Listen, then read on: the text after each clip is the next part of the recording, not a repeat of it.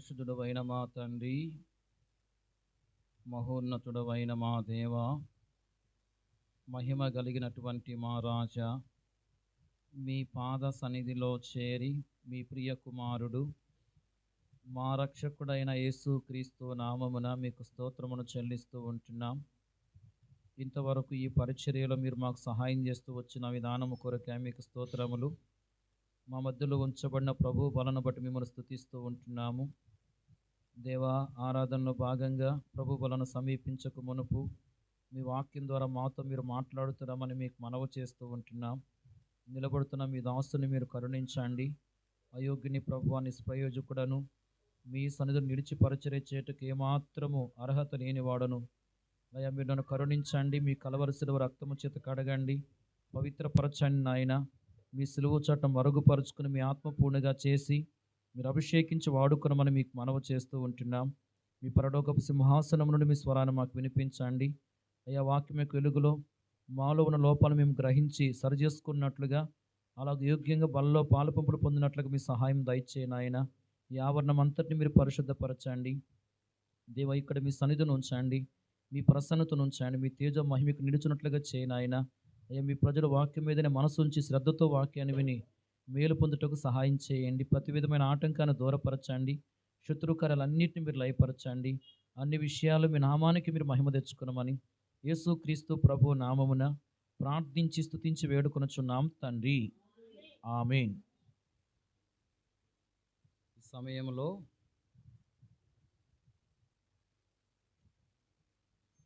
పరిశుద్ధ గ్రంథంలో నుండి ఆదికాండము 4వ అధ్యాయము 8వ వచనాన్ని మనమందరం కలిసి చదువుకుందాం. ఆదికాండము 4వ అధ్యాయము 8వ వచనాన్ని మనమందరం కలిసి చదువుకుందాం. కయ్యూను తన తమ్ముడైన హేబేలుతో మాట్లాడెను. వారు పొలములో ఉన్నప్పుడు కయ్యూను తన తమ్ముడైన హేబేలు మీద పడి అతన్ని చంపెను.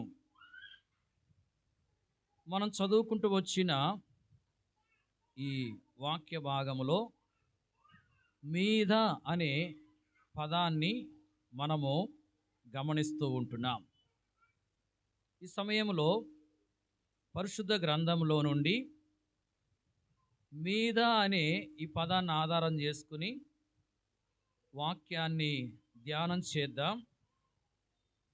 పరిశుద్ధ గ్రంథంలో నుండి మీద అనే పదం రాయబడుతూ వచ్చిన 5 సందర్భములను మనం చూద్దాం. మొదటిగా ఆదికాండము 4వ అధ్యాయము 8వ వచనములో మీద అనే పదము మనకు కనబడుతూ ఉంది. ఇక్కడ వ్రాయబడిన మాట ఏంటంటే, కయ్యూను తన తమ్ముడైన హేబేలు మీద పడి అతన్ని చంపెను అని వ్రాయబడి ఉంది. కయ్యూను, హేబేలు వీరిద్దరు కూడా సహోదరులు. ఆదాము అవ్వల యొక్క పిల్లలు. కయ్యూను పెద్దవాడు, హేబేలు చిన్నవాడు. గమనించండి, మరి ఈ అధ్యాయంలో కయ్యూను, హేబేలు ఇద్దరు కూడా దేవునికి అర్పణను తీసుకొచ్చారు. దేవుడు హేబేలు యొక్క అర్పణను అంగీకరించాడు. కయ్యూను యొక్క అర్పణను లక్ష్య పెట్టలేదు. గమనించండి, మరి ఈ కయ్యూను ఏం చేశాడంటే హేబేలుతో మాట్లాడుతూ వచ్చాడు. వారు పొలములో ఉన్నప్పుడు కయ్యూను తన తమ్ముడైన హేబేలు మీద పడి అతన్ని చంపాడు. చూడండి, ఇక్కడ కయ్యూను హేబేలు మీద పడి అనే మాట వ్రాయబడి ఉంది. కయ్యూను హేబేలు మీద పడి హేబేలుని ఏం చేశాడు? చంపాడు. చంపడం అంటే నరహత్య చేశాడు. పరిశుద్ధ గ్రంథములో నరహత్యను గురించి ఏం రాయబడింది అంటే, యోహాను రాసిన మొదటి పత్రిక 3వ అధ్యాయం 15వ వచనములో చూస్తే, తన సహోదరుణ్ణి ద్వేషించేవాడు నరహంతకుడు అని రాయబడింది. ఎవరు నరహంతకులు?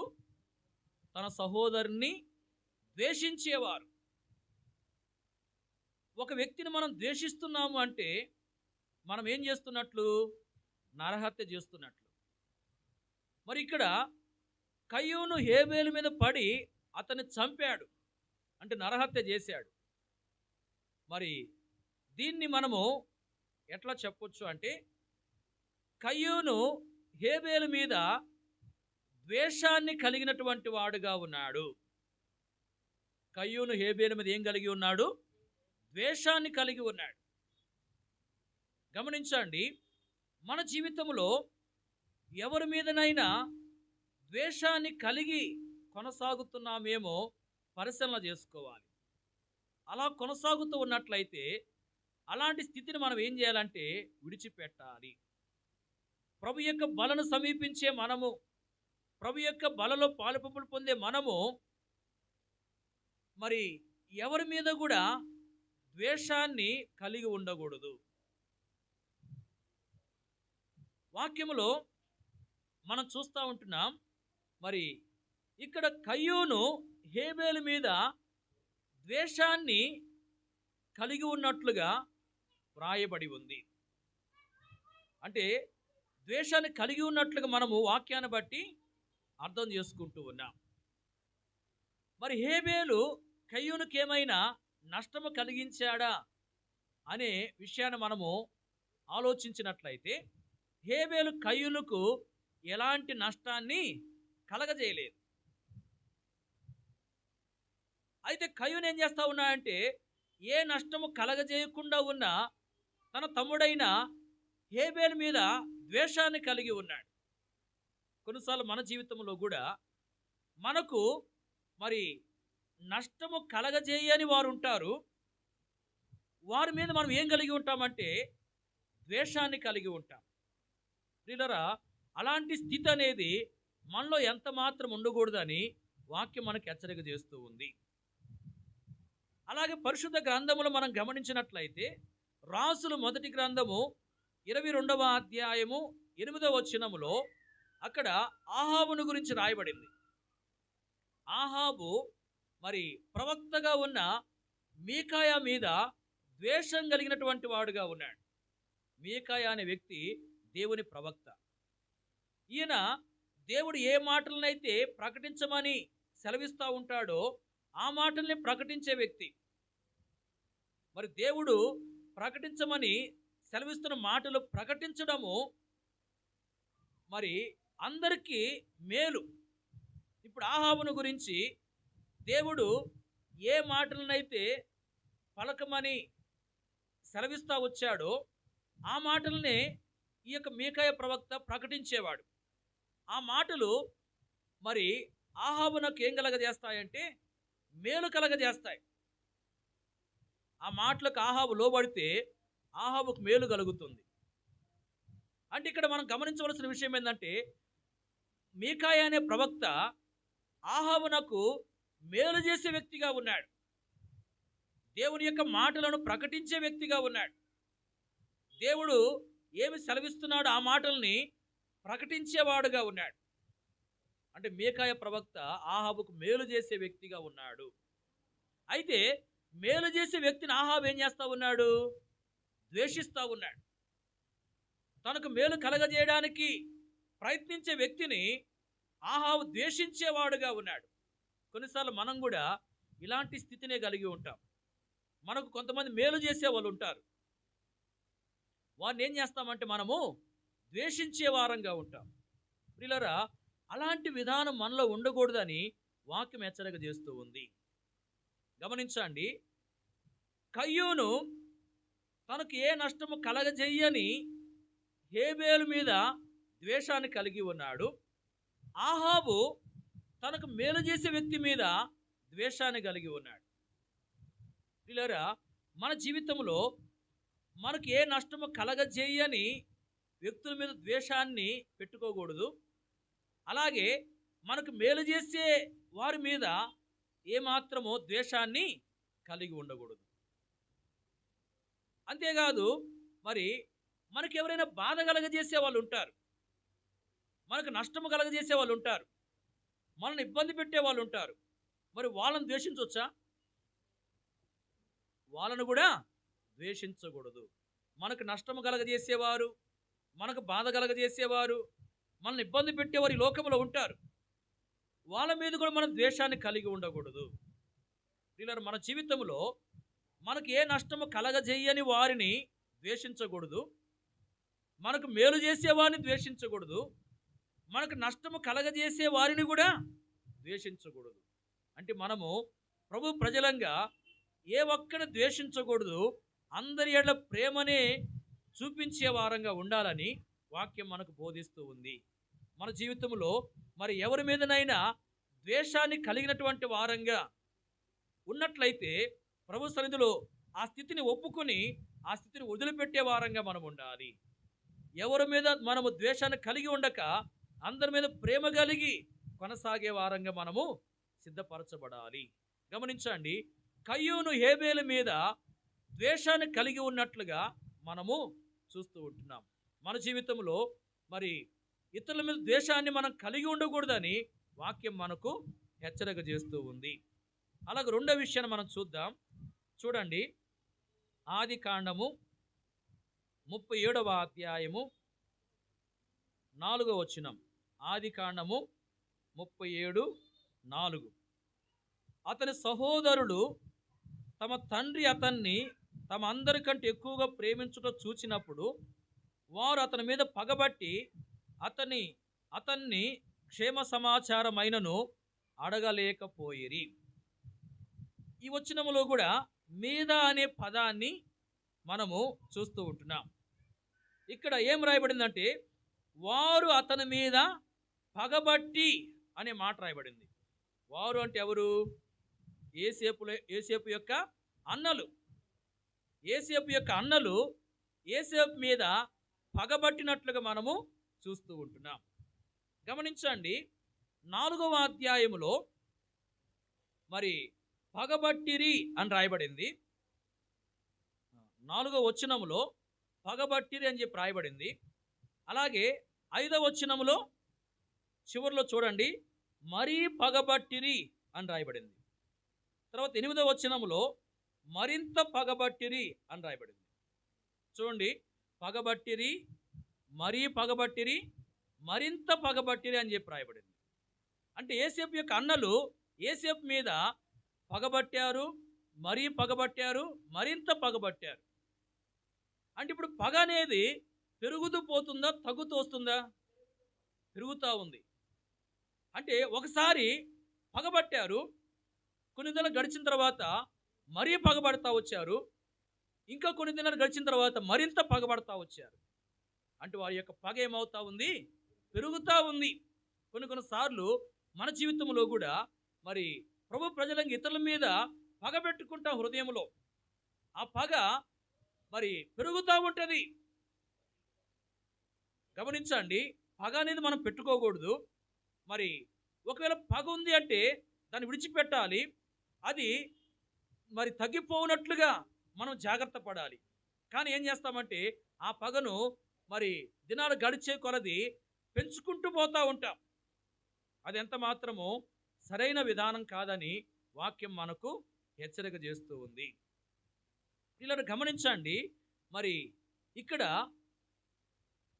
యోసేపు తన అన్నలకు ఎలాంటి నష్టము కలగజేసిన వాడు కాదు, తన అన్నల్ని ఇబ్బంది పెట్టిన వాడు కాదు, తన అన్నలకు బాధ కలిగించిన వాడు కాదు.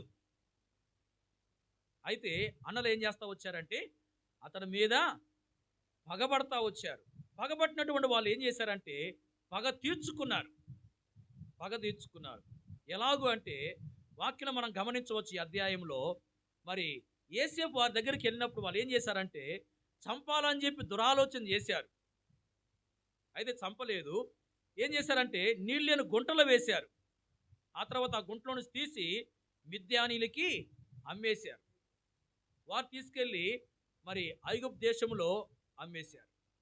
చూడండి ఇక్కడ మరి యోసేపు యొక్క అన్నలు తమకు ఏ నష్టము కలగజేయని వ్యక్తిగా ఉన్న యోసేపు మీద పగబట్టి అతని మీద పగ తీర్చుకుంటా వచ్చారు.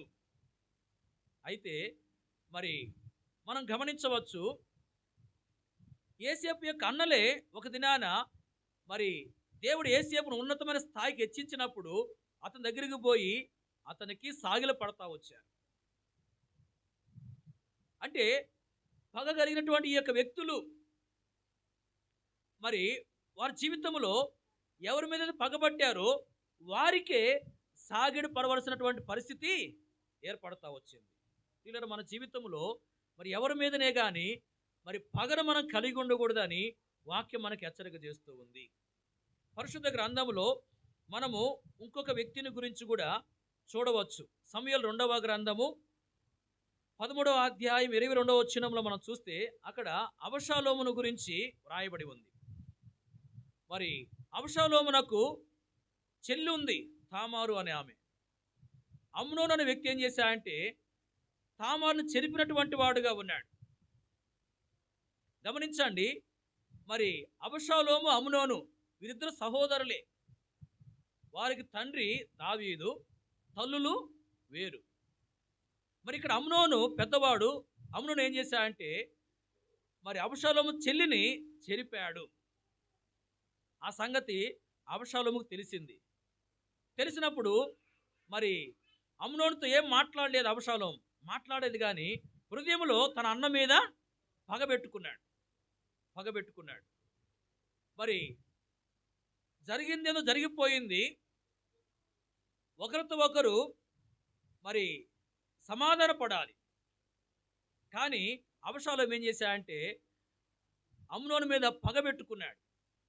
2 సంవత్సరాలు గడిచిన తర్వాత ఏం చేశాడంటే పగ తీర్చుకున్నాడు. ఎలాగంటే అమ్నోను చంపించి పగ తీర్చుకుంటా వచ్చాడు. చూడండి ఇక్కడ మరి అమ్నోను అబషాలోముకి బాధ కలిగించిన వ్యక్తిగా ఉన్నాడు. తనకు బాధ కలిగించాడు కాబట్టి తనకు బాధ కలిగించిన వ్యక్తి మీద అబషాలోము పగబెట్టుకుని పగ తీర్చుకుంటా వచ్చాడు. ఇలా చేయటం కూడా మరి దేవుడు ఇష్టపడడు. మన జీవితంలో ఎవరైనా మనకు బాధ కలిగించే వాళ్ళు ఉంటారు, ఎవరైనా నష్టం కలిగించే వాళ్ళు ఉంటారు. మరి వారి మీద మనం పగబెట్టుకుని అవకాశం చూచి మరి వారి మీద పగ తీర్చుకోవడానికి మనం ప్రయత్నం చేయకూడదు. గమనించిన, మనకు బాధ కలిగించిన వారి మీద కూడా పగ ఉంచుకోకూడదు, పగ తీర్చుకుని ప్రయత్నించే వారంగా ఉండకూడదు. కొంతమంది మరి దేవుణ్ణి ఎరిగినామని చెప్పి చెప్తారు, కానీ ఇతరుల మీద పగ పెట్టుకుని ఆ పగను తీర్చుకునే ప్రయత్నాలు చేస్తూ ఉంటారు. ఎలా చేస్తారు? మరి ఎవరి మీద అయితే పగ ఉందో వారు వినేటట్లుగా మరి దగ్గరలో కుక్క ఉందనుకోండి, కుక్క మీద పెట్టి తిడతా ఉంటారు. అట్లా వారు పగ తీర్చుకుంటూ ఉంటారు. కాబట్టి మన జీవితంలో అలాంటి విధానం అనేది ఏమాత్రం మనం అనుసరించకూడదు. మనకు బాధ కలిగించినటువంటి వారి మీద పగ పెట్టుకోకూడదు. మరి పగ తీర్చుకోవడానికి ప్రయత్నించే విధానాన్ని ఏమాత్రం మనము కలిగి ఉండకూడదు. గమనించండి, యోసేపు అన్నలు మరి తమకు ఏ నష్టము కలగజేయని వ్యక్తి మీద పగబెట్టుకుని పగ తీర్చుకుంటా వచ్చారు. మరి అబషాలోము తనకు బాధ కలిగించిన తన అన్నయ్యన అమ్నోను మీద పగబెట్టుకుని పగ తీర్చుకుంటా వచ్చాడు. వీళ్ళ మన జీవితంలో వారి వలె ఉండకూడదు. మనకు బాధ కలిగించని వ్యక్తుల మీద పగబెట్టుకోకూడదు. అలాగే మనకు బాధ కలిగించిన వారి మీద కూడా మనం ఏమాత్రం పగ ఉంచుకోకూడదు. మనం ఎవరి మీద పగ పెట్టుకోకుండా మనం ఎంతో జాగ్రత్తగా ఉండాలని వాక్యం మనకు హెచ్చరిక చేస్తూ ఉంది. గమనించండి, యోసేపు యొక్క అన్నలు మరి యోసేపు మీద పగబట్టిరి అని చెప్పి వాక్యం రాయబడింది. మనం వారి వలె ఉండకూడదని వాక్యం మనకు బోధిస్తూ ఉంది. మూడో మాట మనం చూద్దాం. చూడండి, సమూయేలు మొదటి గ్రంథం 18వ అధ్యాయము, సమూయేలు మొదటి గ్రంథం 18వ అధ్యాయము 9వ వచనం. 18:9. కాబట్టి నాటి నుండి సౌలు దావీదు మీద విషపు చూపు నిలిపెను. ఇక్కడ కూడా మీద అనే పదం మనకు కనబడతా ఉంది. ఇక్కడ రాయబడిన మాట ఏంటంటే, మరి సౌలు దావీదు మీద విషపు చూపు నిలిపెను అని చెప్పి రాయబడింది. సౌలు దావీదు మీద ఏమి నిలిపాడు? విషపు చూపు నిలిపాడు. గమనించండి, మరి సౌలు రాజుగా ఉన్నాడు. రాజుగా ఉన్న సౌలు దావీదు మీద విషపు చూపు నిలిపాడు. ఎందుకు అంటే మనం గమనించవచ్చు, మరి గొల్యాతును సౌలు ఎదిరించలేకపోయాడు. ఇశ్రాయేలు ఏ ఒక్కరు కూడా ఎదిరించలేకపోయారు. అప్పుడు దావీదు ఏం చేశాడంటే ప్రాణమునకు తెగించి గొలియాతుతో పోరాడి అతన్ని చంపాడు. చంపినప్పుడు మరి స్త్రీలు ఏం చేస్తూ వచ్చారంటే గాన ప్రతిగానములు చేస్తూ వచ్చారు. అంటే యుద్ధానికి వెళ్ళినటువంటి వారు తిరిగి వస్తూ ఉంటున్నప్పుడు వాళ్ళు ఎదుర్కోవడానికి కొంతమంది స్త్రీలు వెళ్ళారు.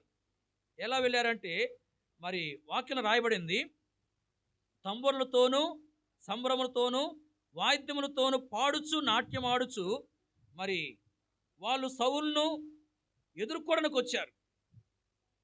మరి వాళ్ళు ఎదుర్కోవడానికి వచ్చి ఏమని పాడబడారంటే గాన ప్రతిగానములు చేస్తూ వచ్చారు. ఏమనంటే సౌలు 1000 కొలదియు దావీదు 10,000 కొలది శత్రువులను హతము చేసిరని చెప్పి వాళ్ళు గాన ప్రతిగానాలు చేస్తున్నారు. సౌలేమో 1000 కొలది శత్రువులను హతము చేశాడు, దావీదేమో 10,000 కొలది శత్రువుల్ని హతము చేశాడని చెప్పి వాళ్ళు గాన ప్రతిగానాలు చేస్తూ ఉంటున్నారు. ఇప్పుడు వారి యొక్క గానములు ఎలా ఉన్నాయి అంటే సౌలును తగ్గించేసినాయి, దావీదునేమో ఎక్కువ చేసినాయి. సౌలు కంటే దావీదుని వాళ్ళు గొప్ప చేసి మాట్లాడుతూ వచ్చారు. చూడండి, మరి ఎప్పుడైతే ఆ విధంగా వాళ్ళు చేశారో సౌలుకి దావీదు మీద అసూయ వచ్చేసింది. ఏమొచ్చింది? అసూయ. నాకంటే మరి ఆ యొక్క దావీదును గొప్ప చేశారే, నాకంటే దావీదును ఎక్కువగా ఎంచారే అని చెప్పి దావీదు మీద మరి సౌలు అసూయ పెట్టుకుంటా వచ్చాడు. విషపు చూపు నిలిపాడు అంటే దాని అర్థం ఏంటంటే మరి సౌలు దావీదు మీద అసూయ పడతా వచ్చాడు. సౌలు దావీదు మీద అసూయ పడ్డాడు. అసూయతో ఏం చేశాడంటే దావీదును చంపడానికి ప్రయత్నం చేస్తూ వచ్చాడు. గమనించండి, మరి అసూయతో తాను ఎంతగానో దావీదు కీడు చేయాలని చెప్పి ప్రయత్నించాడు. అయితే సౌలే నష్టపోతా వచ్చాడు, దావీదు ఆశీర్వదించబడ్డాడు. వీళ్ళని గమనించండి, అసూయ అనేది ఎవరి మీద మనం పెట్టుకోకూడదు. ఒకవేళ మరి ఇతరులు మనకంటే ఉన్నతమైన స్థాయిలో ఉండొచ్చు, వారు ఉన్న ఆ యొక్క స్థాయిలో ఉన్నారని చెప్పి వారి మీద మనం ఏమాత్రము అసూయ పడకూడదు. దేవుడు మనకు ఇచ్చినటువంటి దాంతో మనం తృప్తి చెందాలి. దేవుడు మనం ఉంచిన స్థాయిలో మనం తృప్తి చెందాలి. మరి ఇతరులు మనకంటే ఎక్కువ స్థాయిలో ఉన్నప్పుడు వారు మాకంటే బాగున్నారని చెప్పి వారి మీద మనము అసూయ పడకూడదు. పిల్లరా, ఎవరి మీదనే కానీ మనము అసూయ పడకూడదని వాక్యం మనకు తెలియపరుస్తూ ఉంది. పేతురు రాసిన మొదటి పత్రికలో 2వ అధ్యాయం 1వ వచనంలో అసూయ మానాలి అని చెప్పి రాయబడింది. ఏం మానాలి? అసూయ మానుకోవాలి. గమనించండి, కొరింథీయులకు రాసిన మొదటి పత్రిక 3వ అధ్యాయం 3వ వచనంలో మరి కొరింథీలో ఉన్న విశ్వాసుల మధ్యలో అసూయ ఉన్నట్లుగా కలహాలు ఉన్నట్లుగా రాయబడింది. పౌలు ఏమంటున్నా అంటే మీలో అసూయ కలహాలు ఉన్నాయి కాబట్టి మీరు శరీర సంబంధులుగా ఉన్నారు అని చెప్పి అంటా ఉన్నాడు. అంటే అసూయ ఎవరిలో ఉంటుందో వారు శరీర స్వభావం కలిగిన వారు, ఆత్మీయ బిడలు కాదు. గమనించండి, దేవుని బిడల్లో ఆత్మీయులు ఉంటారు. ఆత్మీయులు ఏముండదు? అసూయ ఉండదు. మరి శరీరానుసారుల్లో శరీర సంబంధులు ఏముంటుంది? అసూయ ఉంటుంది. ఇప్పుడు కొరింథీలో ఉన్న విశ్వాసుల్లో అసూయ ఉంది. ఒకరి మీద ఒకరు అసూయ పడతా ఉన్నారు. అంటే వాళ్ళు ఆత్మీయులుగా లేరు. ఎలా ఉన్నారు? శరీర సంబంధులుగా ఉన్నారు. గమనించండి, శరీర సంబంధులు మరి దేవుణ్ణి సంతోషపరచలేరు అని రోమిలకు రాసిన పత్రిక 8వ అధ్యాయం 8వ వచనంలో రాయబడింది. శరీర సంబంధులు దేవుణ్ణి సంతోషపరచలేరు. గమనించండి, అసూయ ఎవరిలో ఉంటుందో వారు శరీర సంబంధులను వాక్యం తెలియపరుస్తుంది. శరీర సంబంధులు దేవుణ్ణి సంతోషపరచలేరు. అంటే మనలో అసూయ ఉంటే మనల్ని బట్టి దేవునికి ఏముండదు? సంతోషం ఉండదు. మనల్ని బట్టి దేవుడు సంతోషించలేడు. కాబట్టి మన జీవితంలో అసూయ అనేది లేకుండా జాగ్రత్త పడాలి. అసూయ మనలో ప్రవేశించకుండా మనం జాగ్రత్తగా జీవించాలి. వీళ్ళ మన జీవితంలో మరి ఎవరి మీదనే కానీ అసూయ కలిగిన వారంగా మనం ఏమాత్రము కొనసాగకూడదు.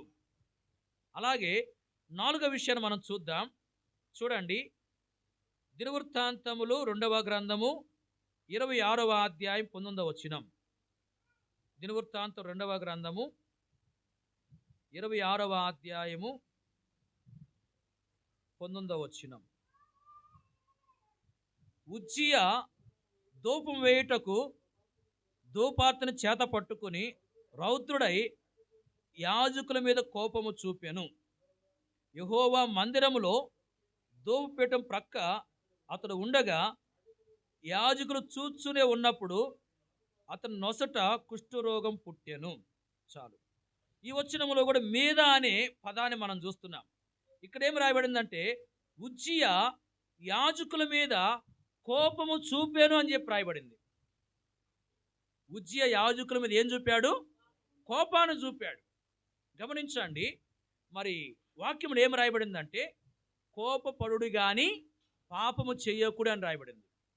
మనం కోపపడవచ్చు కానీ పాపం చేయకూడదు. అంతేకాదు, మన కోపము సూర్యుడు అస్తమించేంతవరకు నిలిచి ఉండకూడదు. ఎవరి మీదైనా మనం కోపపడ్డాము సరైన కారణాన్ని బట్టే, మన పిల్లల మీదనో లేకపోతే మరి ఇతరుల మీదనో మనము సరైన కారణాన్ని బట్టి కోపపడితే మరి మనం పాపం చేయకుండా జాగ్రత్త పడాలి. ఆ కోపం అనేది మరి అలాగే హృదయంలో పెట్టుకుని దినాలు కొనసాగకూడదు. సూర్యుడు అస్తమించే లోపే ఆ కోపాన్ని ఏం చేయాలి? మనము విడిచిపెట్టేసేయాలి, మనలో నుంచి తొలగించుకోవాలి. గమనించండి, మరి కొన్నిసార్లు కారణం లేకుండా కోప్పడే అవకాశం ఉంది. కారణం లేకుండా కోప్పడే వారంగా మనం ఉండకూడదు. ఇక్కడ ఉజ్జియా యొక్క కోపానికి సరైన కారణం ఉందా అంటే లేదు. వాస్తవంగా ఆ వ్యక్తి ఆ సందర్భంలో కోప్పడకూడదు. ఏంది ఆ సందర్భం అంటే, మరి ఈ ఉజ్జియా రాజు దేవుని మందిరంలోకి వెళ్ళి ధూపం వేయడానికి తాను ప్రయత్నం చేస్తూ వచ్చాడు. ధూపం వేసే పని దేవుడు ఎవరికి ఇచ్చాడంటే యాజకులకు ఇచ్చాడు. మందిరంలో ధూపం వేసే పని ఎవరిది? యాజకులది. పాత నిబంధనలో యాజకులే ధూపం వేయాలి. ఉజ్జియా రాజు. ఉజ్జియా ధూపం వేసే అర్హత అతనికి లేదు. అయితే నేను ధూపం వేస్తానని చెప్పి తాను గర్వించిన వాడై ఏం చేశాడంటే ధూపం వేయడానికి ప్రయత్నిస్తూ వచ్చాడు. ఆ ప్రయత్నంలో ఉన్నప్పుడు కొంతమంది యాజకులు ఏం చేశారంటే ధైర్యవంతులు మరి అతన్ని ఎదిరించారు. ఉజ్జియా, నువ్వు అలా చేయకూడదు, దీనివల్ల నీకు ఘనత కలగదు, ఇది నీ పని కాదు, యాజకులు చేయవలసిన పని నువ్వు చేయొద్దు అని చెప్పి అతన్ని అడ్డుకున్నారు. చూడండి, ఇక్కడ మరి ఆ వ్యక్తి తప్పు చేస్తూ ఉంటున్నప్పుడు, తప్పు చేయబోతుంటున్నప్పుడు వీళ్ళు ఏం చేశారంటే అడ్డుకుంటూ వచ్చారు. అప్పుడు ఏం చేయాలి? తాను ఆలోచన చేయాలి. వీళ్ళు చెప్తుంది వాస్తవమే కదా, ఈ పని నేను చేయవలసిన పని కాదు కదా, ఈ పని యాజకులు చేయవలసిన పని కదా అని చెప్పి ఆలోచన చేసి ఏం చేయాలంటే మరి వెంటనే ఆ పని చేయకుండా తాను అక్కడి నుంచి దూరంగా వెళ్ళిపోవాల్సింది. కానీ ఏం చేశా మరి తాను సరిచేసుకోకుండా హెచ్చరిస్తున్నప్పుడు యాజకులు సరిచేసుకోకుండా ఏం చేశాడంటే యాజకుల మీద కోపం చూపించాడు. వెంటనే ఏమైంది? నొసట కుష్టు పుట్టినట్లుగా వాక్యంలో మనం గమనిస్తూ ఉంటున్నాం. ఇక్కడ మనం ఎరగవలసిన విషయం ఏంటంటే మరి ఆ వ్యక్తి సరిచేసుకోవలసినటువంటి సమయంలో సరిచేసుకోకుండా కోపాన్ని చూపిన వాడుగా ఉన్నాడు. అంటే ఆ సమయం అనేది కోపం చూపించవలసిన సమయము కాదు, కోపపడవలసిన సమయము కోప్పడవలసిన సందర్భం కాదు. ఇక్కడ కొన్నిసార్లు ఎట్లా మనం ప్రేరేపించబడతామంటే, మరి కోపం పడకూడని సందర్భాలు కోప్పడతా ఉంటాం మనం. సరి చేసుకోవాల్సిన సందర్భం అది, కానీ ఉజ్జియా సరి చేసుకోకుండా కోప్పడ్డాడు, దాని ద్వారా నష్టపోయాడు. కాబట్టి మనము మరి కొన్నిసార్లు ఇలాగ ప్రేరేపించబడతాం, కాబట్టి జాగ్రత్తగా ఉండాలి. మరి కోప్పడకూడని సందర్భాల్లో ఒకవేళ కోప్పడే స్థితిలో మనము మరి ఉంటున్నాం పరిశీలన చేసుకుని మనం ఎంతో అలాంటి స్థితి నుంచి తప్పించబట్టుకొని ప్రభు యొక్క సహాయాన్ని మనం కోరుకోవాలి. అలాగే వాక్యంలో ఆదికాండము 4వ అధ్యాయంలో కయ్యూను గురించి కూడా మనం గమనించవచ్చు. కయ్యూను కూడా కోప్పడతా వచ్చాడు. దేవుడు కయ్యూను యొక్క అర్పణను లక్ష్య పెట్టలేదు అని రాయబడింది. లక్ష్య పెట్టగలేదు దేవుడు. మరి అప్పుడు ఏం చేశాడంటే కయ్యూను మరి కోప్పడతా వచ్చాడు, ఎంతో కోపాన్ని చూపించాడు. లక్ష్య పెట్టినప్పుడు ఏం చేయాలా? దేవుడు అతన్ని లక్ష్య పెట్టలేదు, అతను తీసుకొచ్చిన అర్పణని లక్ష్య పెట్టలేదు. అప్పుడు తను కోప్పడాల్సిన అవసరం లేదు. ఏం చేయాలా?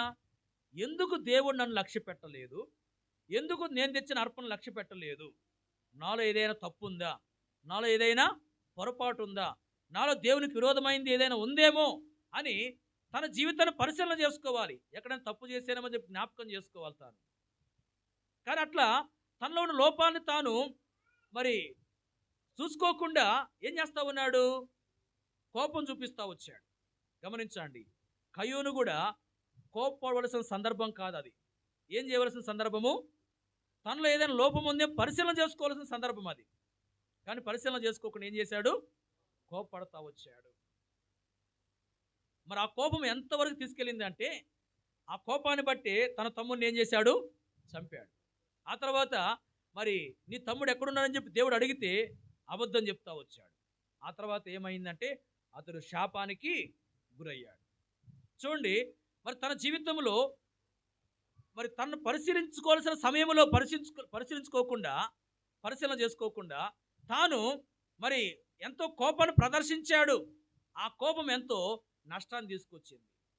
కాబట్టి మన జీవితంలో మరి కోప్పడకూడని సందర్భాలు ఉంటాయి. ఆ సందర్భంలో కోప్పడితే నష్టం కలిగే అవకాశం ఉంటుంది. కాబట్టి మరి కోప్పడిన సందర్భాలు ఏవైతే ఉన్నాయో, కోప్పడకూడని సందర్భాలు ఏవైతే ఉన్నాయో, ఆ సందర్భంలో కోప్పడకుండా మనము జాగ్రత్త పట్టు కొరకై దేవుని సహాయాన్ని కోరుకోవాలి. ప్రభువా, నా జీవితంలో మరి కోప్పడకూడని సందర్భాల్లో నేను కోప్పడి నష్టపోకుండా కాపాడు ప్రభువా అని మనం మరి ప్రభుని ఆశ్రయించే వారంగా ఉండాలి. ఉజ్జియా కోప్పడ్డాడు కోప్పడకూడని సందర్భంలో. అలాగే మరి కయ్యూను కూడా కోప్పడకూడని సందర్భంలో కోప్పడతా వచ్చాడు. దాని ద్వారా వారు నష్టపోయారు. మనము అలాంటి విధానంలో ఉండకూడదని వాక్యం మనకు హెచ్చరిక చేస్తూ ఉంది. గమనించండి, ఉజ్జియా యాజకుల మీద కోపాన్ని చూపి నష్టపోతా వచ్చాడు. మనము మరి సందర్భము లేకుండా కాని సందర్భాల్లో కోప్పడే వారంగా ఉండి నష్టపడకూడదని వాక్యం మనకు హెచ్చరిక చేస్తూ ఉంది. చివరికి 5వదిగా ఇంకొక మాట మనం చూద్దాం. చూడండి, కీర్తన 109 2వ వచనం. కీర్తన 109 2వ వచనం. నన్ను చెరపవలనని భక్తిహీనులు తమ నోరు కపటము గల తమ నోరు తెరచి ఉన్నారు, వారు నా మీద అబద్ధములు చెప్పుకొనుచున్నారు. గమనించండి, ఇక్కడ కూడా మీద అనే పదం మనకు కనబడతా ఉంది. మరి ఈ కీర్తన దావీదు కీర్తన. దావీదు ఈ కీర్తన రాస్తూ వచ్చాడు. మరి 2వ వచనం దావీదు ఏమంటున్నా అంటే, నన్ను చెరపవలనని భక్తిహీనులు తమ నోరు కపటము గల తమ నోరు తెరచి ఉన్నారు, వారు నా మీద అబద్ధములు చెప్పుకొనుచున్నారు అంటున్నాడు. అంటే దావీదు మీద భక్తిహీనులు ఏం చెప్పుకుంటున్నారు? అబద్ధాలు చెప్పుకుంటున్నారు. పిల్లలు, కొన్నిసార్లు మనం ఎలా ఉంటామంటే ఇతరుల గురించి అబద్ధాలు చెప్పుకుంటూ ఉంటాం. ఇతరుల గురించి మనము చెప్పుకునేవి కొన్నిసార్లు అబద్ధాలుగా ఉంటాయి. కాబట్టి మనం జాగ్రత్త పడాలి. దేవుని సేవకుల గురించి అయినా, విశ్వాసుల గురించి అయినా, లేక రక్షణ లేని వారు ఎవరైతే ఉన్నారో వారిని గురించి అయినా మనం చెప్పుకునేటప్పుడు అవి వాస్తవాలైతే ఒకవేళ చెప్పుకోవచ్చు. అయితే అబద్ధాలు చెప్పుకోకూడదు. ఏం చెప్పుకోకూడదు? అబద్ధాలు చెప్పుకోకూడదు. కొంతమంది ఏం చేస్తారంటే ఇతరుల విషయంలో అబద్ధాలు కల్పిస్తారు. అబద్ధాలు కల్పించి అబద్ధాలు చెప్పేవాళ్ళుగా ఉంటారు. కాబట్టి మనం ఎంత జాగ్రత్త పడాలి. చాలా కాలం క్రితము మరొక ఆంటీ పెద్ద వయసులో ఉంటుంది. మరి ఆంటీ మహిమలో పిలువబడింది. ఆంటీ ఒకసారి నాకు ఒక సంగతి చెప్తా వచ్చింది. ఆ ఆంటీ ఒకసారి టౌన్‌లో ఎక్కడి నుంచో ఇంటికి వెళ్తూ ఒక స్థలంలో ఆగింది. ఎందుకు ఆగింది అంటే వేరే ఒక సహోదరు కోసం అని చెప్పి ఆగిందంట. ఆగిన స్థలం ఏందంటే సినిమా హాల్ ఎదురుగా ఆగింది. ఈమె గమనించుకోకుండా అక్కడ వేరే సహోదరు కొరకు ఆగింది. ఆగేసరికి ఇంకొకరెవరో మరి దారినే పోతా ఈ సహోదరిని ఈ ఆంటీని చూశారంట. చూసి సినిమా హాల్ ఎదురుగా ఉంది కదా, ఇక వెళ్ళిపోయి ఏం చేశారంటే వేరే వాళ్ళకి ఫలానా ఆంటీ సినిమాకి వెళ్ళింది అని చెప్పారంట. వాస్తవంగా సినిమాకి వెళ్ళిందా? సినిమాకి వెళ్ళా. ఆమె అనుకోకుండా చూసుకోకుండా దారిని వస్తున్న సినిమా హాల్ ముందు ఆగింది వేరే సహోదరి కోసం. కానీ మరి ఆమెను గురించి వేరే వ్యక్తి ఏం చెప్తా వచ్చారు? ఆమె సినిమాకి వెళ్ళిందని చెప్తా వచ్చారు. అంటే అబద్ధం చెప్తా వచ్చినారు. ఇట్లాంటివి మరి కొన్ని సార్లు మరి ప్రభు ప్రజలకు మనం కూడా చేసే అవకాశం ఉంటుంది. ఇతరుల గురించి మరి అబద్ధాలు చెప్పుకునే అవకాశం ఉంటుంది. ఇక్కడ మనం ఎంతో జాగ్రత్త పడాలి. మనం ఎవరిని గురించే కానీ అబద్ధాలు చెప్పుకోకూడదు. దావీదు మీద మరి భక్తిహీనులు ఏం చెప్పుకుంటున్నారు? అబద్ధాలు చెప్పుకుంటున్నారు. కాబట్టి మనము అలాంటి స్థితిలో ఉండకూడదని వాక్యం మనకు హెచ్చరిక చేస్తూ ఉంది. ప్రియులారా, ఈ సమయంలో 5 విషయాలను చూస్తూ వచ్చాం. ప్రభు ప్రజలంగా మరి ఈ యొక్క 5 లోపాలు, ఈ 5 విధాలైన లోపాలు మనలో ఉంటే మనము వాటిని విడిచిపెట్టాలి. వాటిని విడిచిపెట్టి మన జీవితాన్ని సరిచేసుకుని యోగ్యంగా ప్రభు యొక్క బలలో పాలుపొంపులు పొందాలి. ఈ యొక్క 5 లోపాలు, ఈ 5 బలహీనతలు మనలో ఉంటే మనం ఆత్మీయంగా క్షేమాన్ని పొందలేము, దేవుని యొక్క ఆశీర్వాదాలను పొందుకోలేము, మరి మన జీవితంలో ఇతరులకు ఆశీర్వాదకరంగా సిద్ధపరచబడలేము. గమనించండి, మరి ఈ లోపాలు మనలో ఉన్నాయని పరిశీలన చేసుకుని వాటిని ఏం చేయాలంటే మనము విడిచిపెట్టాలి. వాక్యం మనం చూస్తూ వచ్చాం. కయ్యూను హేబేలు మీద ద్వేషాన్ని కలిగి ఉన్నాడు. యోసేపు యొక్క అన్నలు యోసేపు మీద పగను కలిగి ఉన్నారు. సౌలు దావీదు మీద అసూయ కలిగి ఉన్నాడు. ఉజ్జియా యాజకుల మీద కోపాన్ని చూపించాడు. భక్తిహీనులు దావీదు మీద అబద్ధాలు చెప్పుకుంటా వచ్చారు. ప్రియులారా, మన జీవితంలో ఎవరి మీదనైనా గమనించండి ద్వేషాన్ని కలిగి ఉన్నామేమో, ఎవరి మీదనైనా మనం పగన కలిగి ఉన్నామేమో, ఎవరి మీదనైనా అసూయ పడేవారంగా ఉన్నామేమో, ఎవరి మీదనైనా కారణం లేకుండా కోప్పడేవారంగా ఉన్నామేమో, సందర్భం లేకుండా కోప్పడే వారంగా ఉన్నామేమో, ఎవరి మీదనైనా అబద్ధాలు చెప్పుకునే వారంగా ఉన్నామేమో పరిశీలన చేసుకుని ఒకవేళ మరి ఈ 5 లోపాల్లో మరి ఏ అయినా మనలో ఉన్నట్లయితే వాటి విషయమే ప్రభు సన్నిధిలో క్షమాపణ కోరుకొని, ప్రభు వీటిని నా నుంచి తీసివేయి ప్రభువా, నేను వీటిని విడిచిపెట్టి నీ కొరకు ఎంత మంచిగా జీవించినట్లుగా నాకు సహాయం చేయ ప్రభువా అని ప్రభుని మనం వేడుకునే వారంగా ఉండాలి.